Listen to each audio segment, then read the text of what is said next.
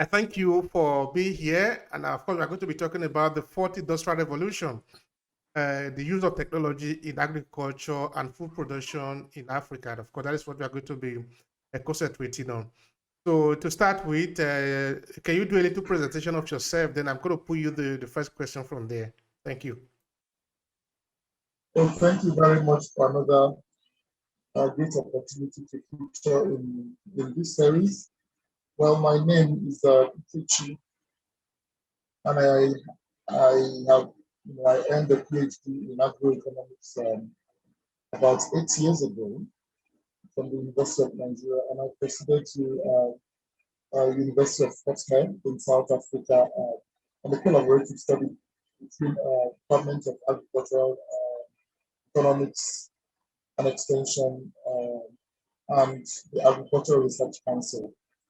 And it was on smallholder development where Professor Kechi was the first professor who was managing the project, brought me in, and I had the opportunity of also mentoring postgraduate students at the master's and PhD level. And I am very happy to be part and parcel of transforming Africa through the agriculture sector.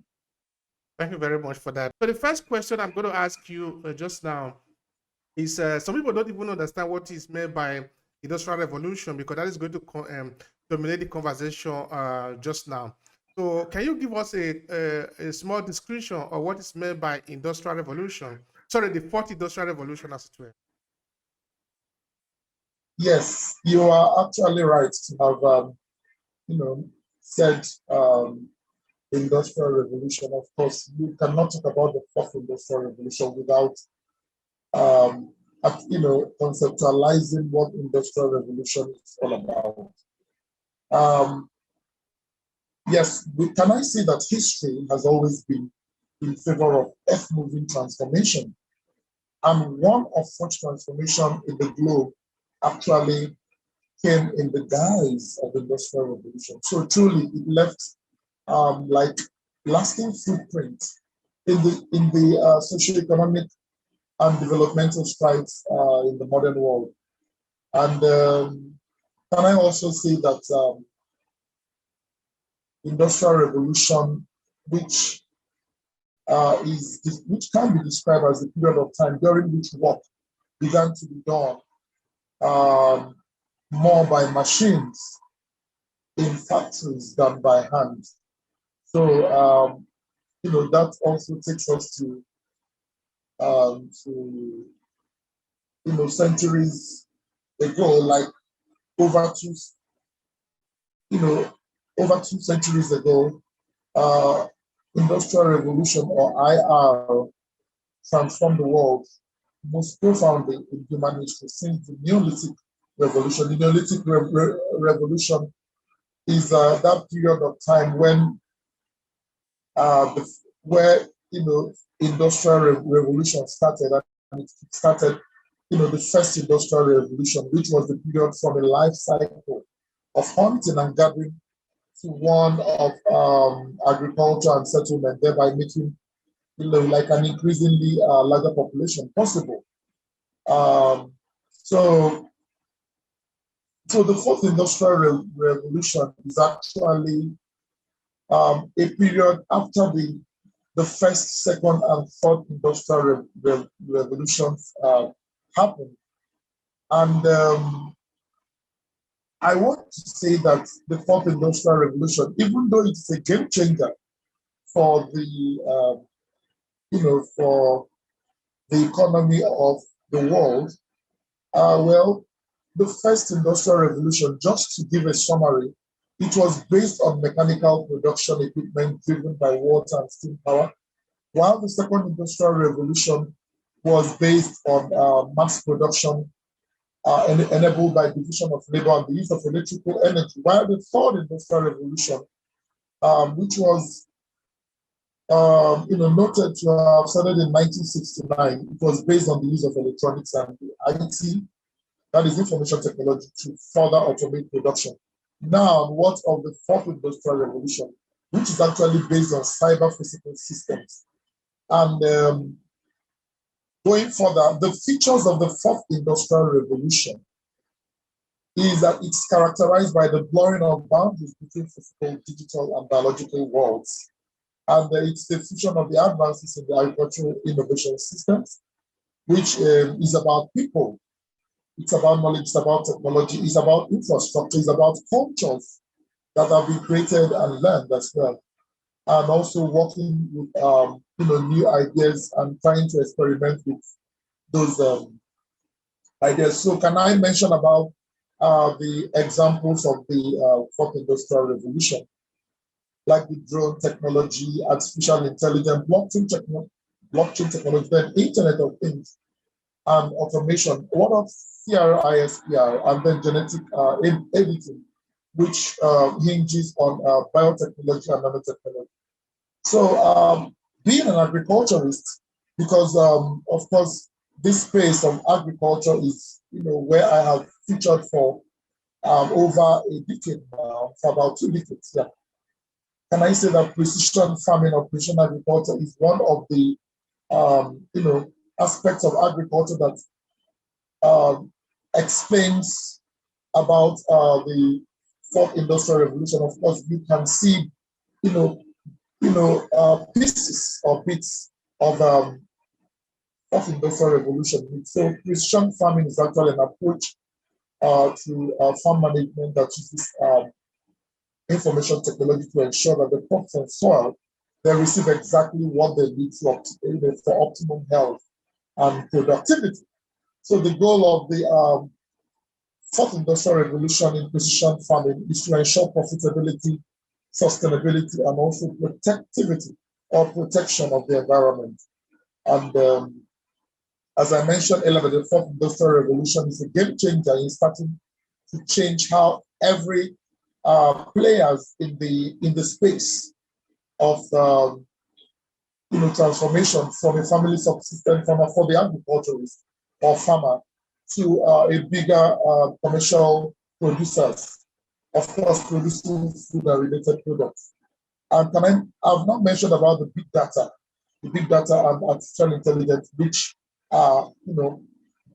which features prominently in fourth industrial revolution. It will go a long way to help farmers to access complex information that can also inform farming decisions. Be a game changer. The fourth industrial revolution in terms of agriculture, being a game changer. Since Africa, we are always talking about food production as food availability and food for the feeding of the population. How do you see the African continent in the era of the fourth industrial revolution? That's a very important question. Africa is not just a country. Africa is a continent which is made up of many countries of sub-Saharan Africa and Northern African countries. Sub-Saharan Africa is about 54 countries, and it's not, you cannot count Libya, Egypt, Morocco, Tunisia, and Nigeria in Sub-Saharan Africa. Well, can I say that Africa is getting prepared for the soft landing dimension of fourth industrial revolution? People in Africa have welcomed this advent of the 4IR. I call it 4IR, as a short form of fourth industrial revolution. But having many mobile phones, more than proper sanitation system, it doesn't really mean that the economies of Africa is capable of fitting the bills required to integrate digital technology in the continent. Since the African economy is very open to new technologies, with very slow movement in using it as well as being sluggish in adapting to new technologies. Of course, that makes it difficult and almost impossible integrating it into the African economy. So unfortunately, there are few credible leaders of Africa that have, that are really encouraging this in the dimension of how the developed worlds have. Of course, we understand that developed countries are more advanced with they are early adopters, and of course they are innovators and early adopters of this technology because they have the system already. Their system is not broken. Africa is still trying to get close to inclusivity.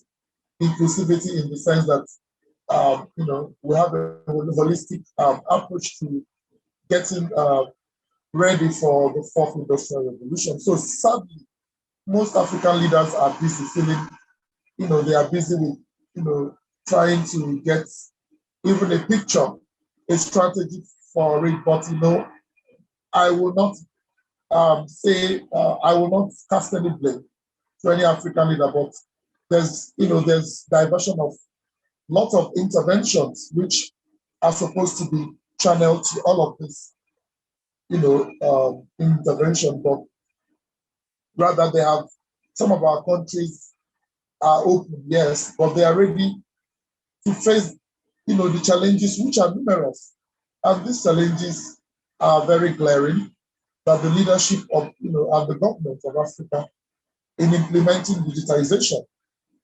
is very difficult to come by. So, well, in my opinion, if most African countries are still crawling after more than 50 years of independence from the colonial rule, it is impossible, it is very impossible to meet the requirements needed to join nations like Singapore, like Netherlands, like the Israelis, who have been investing heavily in digital technology. So can I say that it is logical for Africa to advance from the previous revolutions before they could talk about the fourth industrial revolution? I am not ruling out the fact that some countries of Africa also have, you can see some pockets, I will call it some pockets of fourth industrial revolution in them, like even in the drone family. Recently, someone contacted me and was asking me if I know of any country in Africa where drones can be manufactured. And it's actually a very difficult question to answer. Why? Because we searched countries like Kenya, Zambia, South Africa, and well, I am not saying that we can't find such countries in Northern Africa. I know that some Africans are also putting it like Axon, one of my friends, Axon. He trained in Ukraine, and he is based in UAE now. He moved from Ivory Coast, and he moved from Cote d'Ivoire to Dubai now, so that we can be able to partner with some of technology providers to manufacture drones, because that's his area. He's an agricultural engineer, and he is specialized in manufacturing drones, and also trying to encourage the youth of Africa also to. Thank you very much for that, Dr. Kechi. Now, I'm trying to see, before, of course, you said correctly that Africa is not a country. There are a lot of more than 50 countries in the continent that is called Africa. So it might be difficult to just categorize everyone, all the countries to be one. In this case, when we are looking at whether Africa is actually prepared for the fourth industrial revolution, or if there are examples of this. But at least with all these 54 countries in Africa, there must be one or two or three that are showing good example of what the fourth industrial revolution can actually do. Are there some example that we can see in some African country, in some countries in Africa that can say, okay, these are progressive, embracing new technology, and they are prepared for the fourth industrial revolution? Yes, of course. We have countries like Rwanda. Rwanda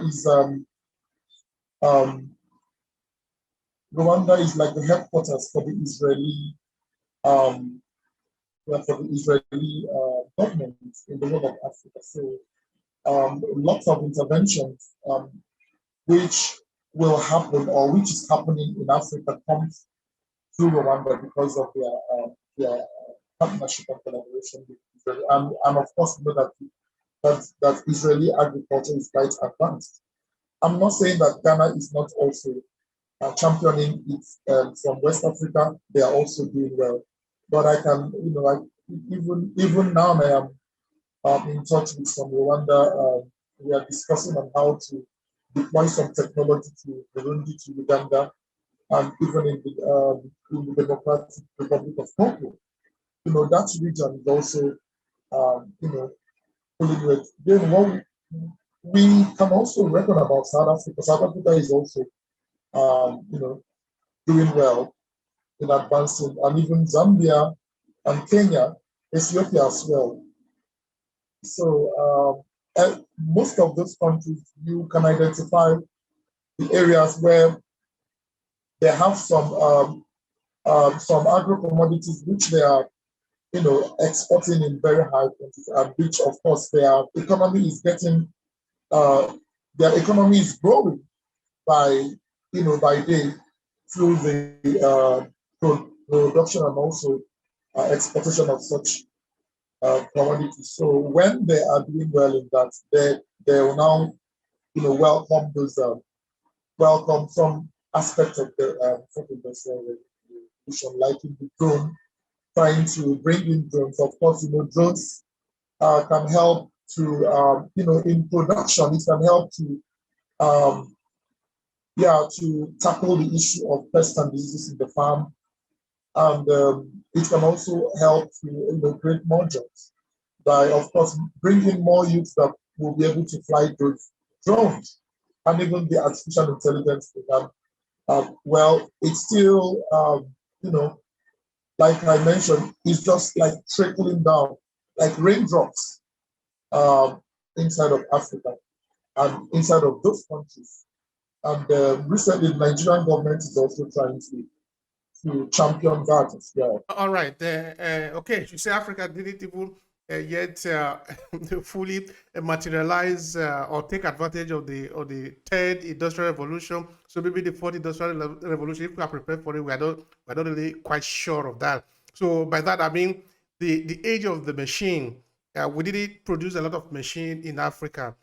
So if we are going to be able to succeed in the fourth industrial revolution, which of course is powered by a lot of advanced technology, one will be asking how much are the government investing um, in the people so that they will be able to become a key player in it. One thing is to need the technology, then you can go to Israel, like you currently have mentioned, or maybe go to Japan or go to the US and buy this technology and then come and apply it. Another thing is to develop some of this technology because you have put in a lot of money to train people so that they can be locally, so that the local people can sort of become a key player in this area, because it's not only in the cultivation of crop we are talking about now, but also in the transportation, in communication, in very many aspects of it.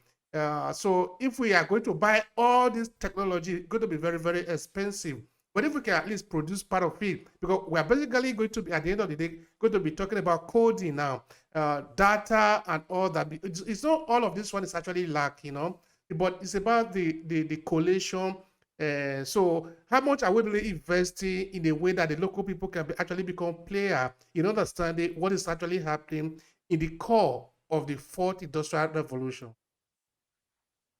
Yes, can I say that it is actually very important to, prepare the ground. Africa, we need to prepare with knowledge. We need to introduce the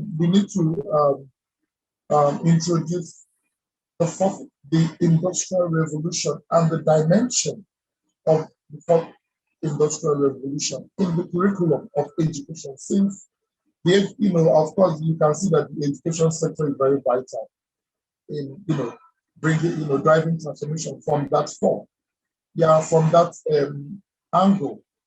So aside of the education sector, also the other sectors also need to partner, because the cost, there is high demand. There is high cost. Those The fourth industrial revolution has, it's a very costly venture. It's a very expensive venture, because we are talking about drones, and to buy a drone, wow, it's quite expensive. You can imagine buying a tractor is expensive, not to talk of buying of drones. Trying to install the gadgets of artificial intelligence, trying to develop, the structure, of blockchain. And of course, we can see that the benefits cannot really be overemphasized. So there is every need for preparation to be done. There is every need for us to prepare the ground to welcome this technology. We need to partner the Africans in diaspora, and I know that the African Development Diaspora Institute is also trying very, very much, and even the state of the African diaspora is also trying very hard to ensure that there is the installation of the of the gadgets of this. Of course, that is it's a groundbreaking initiative, which of course will take Africa to the next level, because talking about industrial revolution, what is it telling us? It's telling us about industries, building up of industrial factories. We can see that China has advanced in this. Why? Why has Chinese economy advanced? It's because they were building factories. I mentioned about the drone helping in the farm, in production. What of the other dimensions of fourth industrial revolution, like bioinformatics, biotechnology, nanotechnology, trying to ensure food safety, trying to ensure food security from after food is produced, after harvest, then what's happened. So these are, among other initiatives, which of course helping to ensure transparency in the marketplace from the farmers, so that the farmers who have been disadvantaged over the years will now start enjoying every margin in what they have produced also. Now, of course, all this talk to the challenges that we are having, because I mean, some of the things that we are talking about, for example, like the preparation of the ground, I mean, the ground is not yet prepared. So the people are not yet fully prone to the fourth industrial revolution, which means challenges. Someone is not doing his work very well. Okay, we are not going to be sitting here and making accusation again about the government, no, even though that is actually right. But what do you see to be the major challenge facing the fourth industrial revolution in Africa? What are the main challenges apart from the one that you already made mention of? Well, I've already mentioned about the cost. What of knowledge on how to manage the technology in itself? We have to first of all talk about bringing it in, because we need it. So the cost issue, handles every challenge. It's like an initial challenge.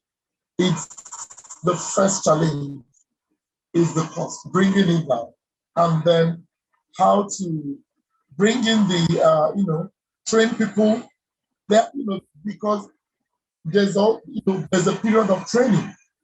There's a period of training for the users, those who will manage it, and also what of electricity power problem.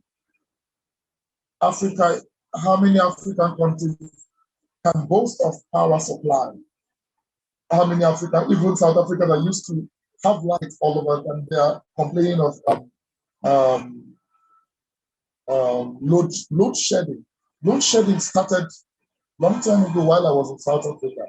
And I returned, and my people in South Africa are still crying. My former students, who are, some of them are professors already in the university in South Africa, and they are still crying, telling me that they are passing through a lot with respect to load shedding. So can you imagine? And some of those industrial revolution gadgets require electricity to power the lab, to power the system, to power the structure. So it's very important. And what of theft? Robbery, we need, like a protected farming system. We need to ensure that there is no, that there is a system in place, so that, it will protect those gadgets from enemies, from thieves, from armed robbers, those who could take advantage of such gadgets in order to destroy. Because, of course, there are pillars and there are also caterpillars in the system. So we must have to ensure that there is a system in place. Thank you. How do you see the collation and analysis of data in Africa in terms of agriculture and food production in particular? There is an improvement with respect to data issues, in the area of yeah, collecting that, data collection and trying to store data. Like even we understand that farming activity is done by know farming activities are done by smallholder farmers, and the smallholder farmers sometimes they are very small that we need to identify them. So there is also need in place. But can I also comment some statistical institutions in the African countries that are also trying to navigate the problem of having no data at all? Yeah, I know that Statistics South Africa is really, really doing well, trying to. I also mentioned Bureau of Statistics, and also, yeah, among other statistics, other institutions that tries to manage data all around African countries. So also they are working with some bank, some financial, finance institution, also with the World Bank, and also with the Food and Agriculture Organization. And what of the African Development Bank? They are also trying, doing their own bits. Yeah. So yeah, but there is an increase in attention with respect to trying to tackle this issue of no data. All right. And Now, okay. Now, in limited. terms of policy and the framework, to what extent do you see the intervention of foreign national or maybe the international body in the fourth industrial revolution in Africa? Okay, yeah, well, of course, there are, finance is a major issue in any organization, because funding, if there is no funding um, organization or funding body that is on ground to ensure that there is sustainability, that there is that the capacity of the players are also encouraged, encouraged. Yeah. So well, the financial institutions, they are doing their own best. There was a time, even recently, the African Development Bank president is also has also come up with ways with the World Bank and those other multinational companies to ensure that subsidies are also provided for farmers. And I know that there is a plan on ground at least to make the like loans available to cooperative, to farmer cooperative. That is where a collective action, where some farmers come together and form, a cooperative, so that they will, because when they are single, it will be very difficult for them to receive that intervention. So, but for them to actually utilize the opportunity, they are always encouraged by financial institutions to also form cooperatives, to form partnerships, and that is even like the strategy that is also used by by most of the funding institutions in also bringing in tractors for farmers. Of course, a tractor can power large portions of land and also help, large collection of farmers as well. Yeah. All right. And when these people gather, when these people form themselves in group, because I'm trying to look at the funding, because you said correctly that without money, you don't go anywhere, no? Money answered a lot of a problem, particularly in this case. So when these people, these farmers gather together to form body, do they eventually get fund from the bank in various African countries so that because they need money to be able to finance the project? Well, I know that some international banks are really doing a lot. They are really doing a lot because some African diasporas Some African countries, diaspora groups are also encouraging them because they have seen a need with respect to the potentials of, of course, the endowment of the food and agriculture resource in Africa. So, well, for the national banks, I know that they always ask for collateral, and we know that the smallholder farmers, they have little or no collateral to show. So how can they receive funding where there is no collateral? So that is also a challenge which has also entrenched into the farmers um, you know aspects for them to secure funds or credits for their farming practice. But I know that we have also the private investors and also the NGOs which are also coming. And recently, can I say that there is an awakening? There is an awakening. There is an awakening by banks, by African banks. Like, for example, in Nigeria, I know that as an agroeconomist that I am, I have met, I have seen that lots of banks are now giving funding opportunity to youth, especially who are jobless, and that could also provide an opportunity for them to be self-employed and become agripreneurs. And of course, we have profitable agribusinesses which they can easily come in. But we are talking about fourth industrial revolution, which is a new dimension, of technology in the technology space. And of course, in Nigeria, this is not just a federal ministry of agriculture, it's a federal ministry of science and technology because it's an intervention. And yeah, if we are talking about that, then of course there has to be a program which I know that the Anchor Borrower scheme, which was set up by one of the African presidents for their farmers in order to enhance capacity and also to build up their productivity and also go a long way to form a major intervention for them to tackle food insecurity. In this era of new technology in the farming industry, in the farming sector, and the fourth industrial revolution, of course, what is your take on the role of women and the youth, and also in some remote places in the continent or in different African countries? You can use Nigeria or anyone, for example. The question you just asked is like saying, can you describe the women and the youth? Of course, we know that the women are very powerful in announcing new announcing innovation. They are very good in making sure that a project or a program is accomplished. We have seen it happen in diverse time. Will not permit me to start mentioning, but we all know that women are very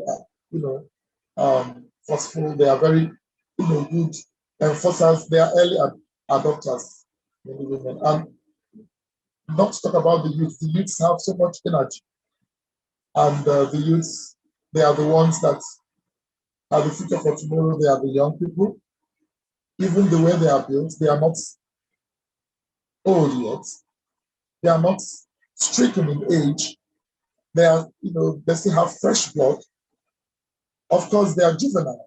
Most of them are juvenile. Most of them are, youngsters, and they are able to feature prominently in driving transformation in that area. Come to think of it, if the youths of Africa are trained, if there is enough drones, if there is enough technology for them, of course, that is also what made a lot of youths to be disinterested in agriculture, to be disinterested in in farming. Why? Because of there is no science and technology or there has not been science and technology in agriculture before, in the sense that crude implements was being used by forefathers, and after long years, decades before now the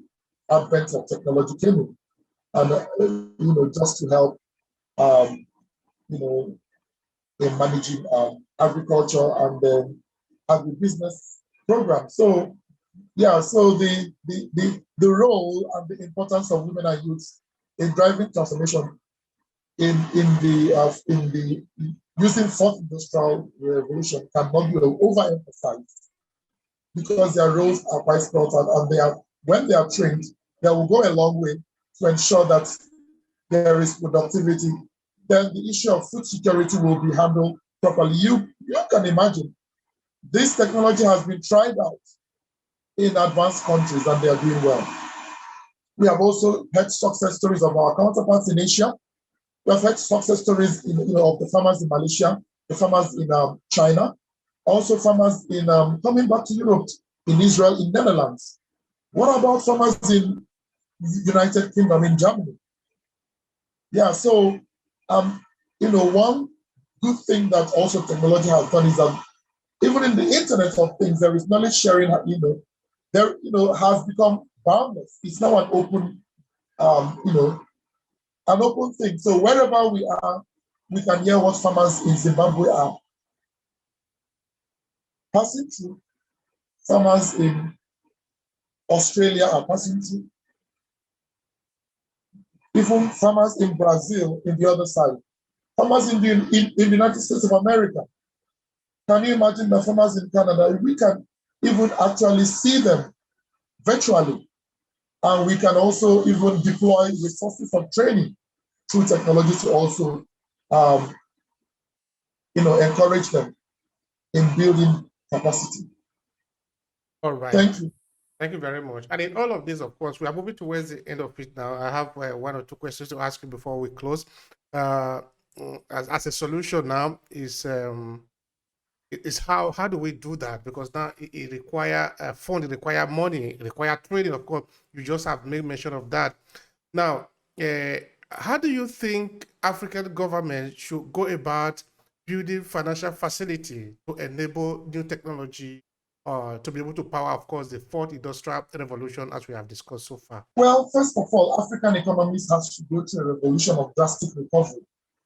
African governments should concentrate on feeding itself with food, healthy, safe food, and cut down on food fraud, and cut down on some practices which has been seen, which is very unfriendly to the health. We have to encourage consumption of healthy food, like I mentioned, vegetables, fruits, drinks, before spending money on the implementation of new technology. Yeah, I'm not ruling out the fact that we should go for technology, because of course we need it, like I had mentioned about cooperation, economics of cooperation, economics of cooperative. There is every need for us to also get the innovation. But Africa needs educated and skilled workforce to address these challenges that are facing the continent professionally. African governments have to move away from current education system, which has its main focus on theory, because theory has been a challenge. People should be encouraged to learn, to do practical jobs. Africa should invest more time and energy in dual education system, a system of small-scale farmers with all the inputs required to produce enough food for the people. Africa, we Africans, we must be innovative. We must be creative enough. We must, leave the rooms and the corridors of mediocrity to using of what's available in the agriculture sector to facilitate development. And of course, you had asked the question about the youth and women. Yeah, the youth constitute the most vibrant force of the African population. We must not forget that. The youth is easily adaptable to new technologies. So training of the youth well will help to bring about advancement of technology in Africa. Women also, who are well empowered, are very effective in bringing development. Giving women all the necessary resources will make them effective in bringing about economic advancements in Africa. Yeah, and also considering the fact that 70% of people in Africa are between 18 and 40 years. That age bracket alone, we cannot overemphasize the importance of the youth in the advancement. I have mentioned this earlier, in utilizing and maintaining of new technology. So majority, if not all smallholder farmers in Africa are women. Most of them also have to conduct their farming activities using minimal input. So can I say finally that improving lives of our youths and women should be the top priorities of all African governments. So we must embrace new technology. People should move from survival to self-sustainability. Yeah, we must have to remember Abraham Maslow's theory of needs of self-sustainability is very important. We have to really ensure this. Thank you. All right. Now, I will ask you the last question, which is about strategy.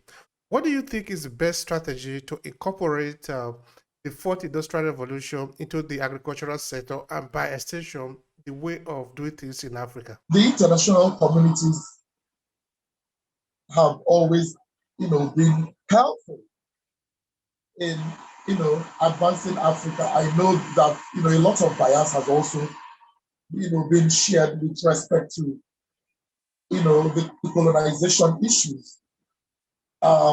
Even now, there's still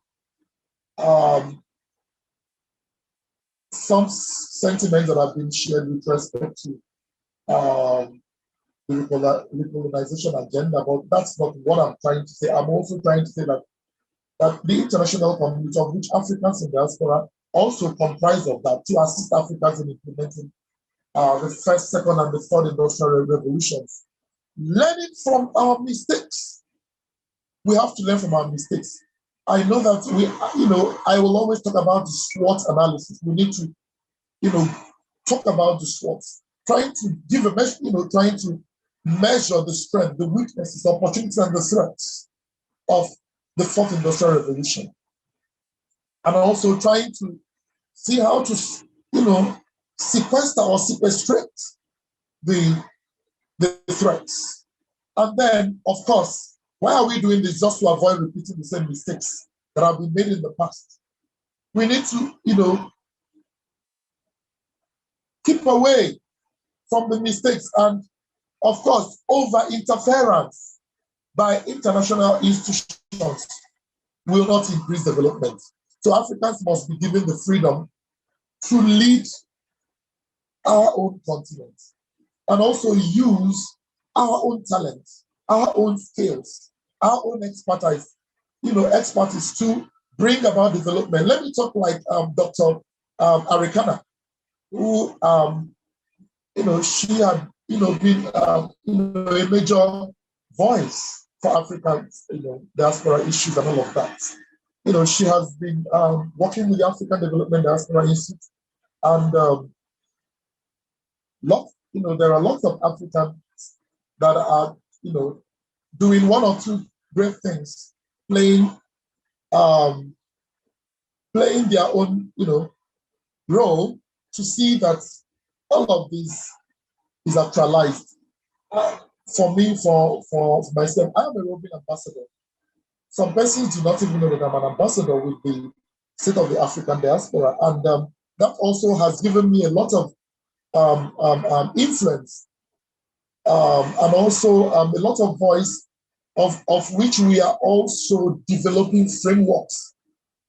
We are also developing strategies to see that international institutions,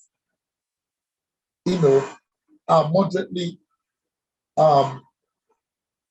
interfering with, African affairs. But with the leadership of Dr. Louis Ting, who is the Prime Minister of the State of the African diaspora, and with other diaspora groups. Yeah, a lot will be unlocked in Africa. A lot will be unlocked in Africa. And I have also seen that, like I mentioned about the education system, African universities is also very important, like the Association of African Universities, which um, is working closely with some of the diaspora groups, and also even with the African Council on Small Business and Entrepreneurship, which I'm also a chair in it, as the International Advisory Council for the the body. We are seeing ways where we can also partner with African Continental Chamber of Commerce and Industry to see that we get the vision of transforming Africa, yeah, not just through the agriculture, also through the tourism sector. Yeah, we have the tourism sector, and which is also has very good opportunity. I tell you, we the rural tourism experience, and it will go a long way to bring about ensuring and enforcing, and also presenting Africa, rebranding of Africa, and making all our vision, our goal, our aim, our passion for Africa, making it a reality. And I can tell you that this can happen if only we will allow we will allow our ourselves, we will allow the good side of us to play more. We need to emphasize on our good sides. We need to emphasize on our success stories. We need to emphasize on what we can do, our capacity, our potentialities, what we have in us, because we are blessed with diverse resources. All we need is little motivation, and then we will get there. Thank you very much, Dr. Kechi. I really appreciate the time. It's been really rewarding. I don't know if you want to say any other thing, because I've come to the end of the podcast. It's really rich on my part. So is there anything you want to say? Hey, in fact, there is this thing that you are holding next to you. He said Excellence Award. Do you want to say anything about that before you conclude it? Okay, yeah. Well, I had to bring it closer to me because this was an award. It's a national award, which was presented to me by the Pan-African Agricultural Journalists as the Agroeconomist of the Year in 2017. I have never displayed this plaque before, but it means so much to me because 2017 was a turning point in my career as an agroeconomist, and it was the same very year that I was exposed to lots of international connections or networks, which has also helped to bring me to the fore, or to the fora, or to the forum where I am, part of discussions on how to transform Africa. I was also, asked to be one of those in the academia and research stakeholder group at the Global Food Security Strategy, which was initiated by the United States Agency for International Development in my country, Nigeria. And so lots of people have been asking me questions about that, and I tell them, yes, I'm a Pan-Africanist, and just like one of our friends who loves to identify with Africa, her name is Dr. Eileen. She was describing me as a Pan-Africanist because I was also asked to develop a profile of me for Wikipedia, and Vessel, and that also is, interests me because all of this is connected to the Page, this award, which was given to me at the Lagos State Chamber of Commerce and Industry at Alausa Ikeja, Lagos, Nigeria. Thank you so much for this opportunity to say all of this, because I think it also means much to me, because there is more responsibility for us to see how to, not just to be part, not just to say what we are, but to make sure that we are actually contributing to transforming the lives of our farmers. Because, of course, I will always say that agriculture is a primary sector. Agriculture is a real sector. Agriculture is the traditional sector of which every other sector depends upon. And if not for the agriculture sector, the pharmaceutical sector will not be there. If not for the agriculture sector, the industrial sector cannot function, because of course we are the backbone of the industrial sector, and that's why I'm even here. And I'm happy to talk about the fourth industrial revolution. Thank you. That is the end of the podcast this evening. Thank you so much.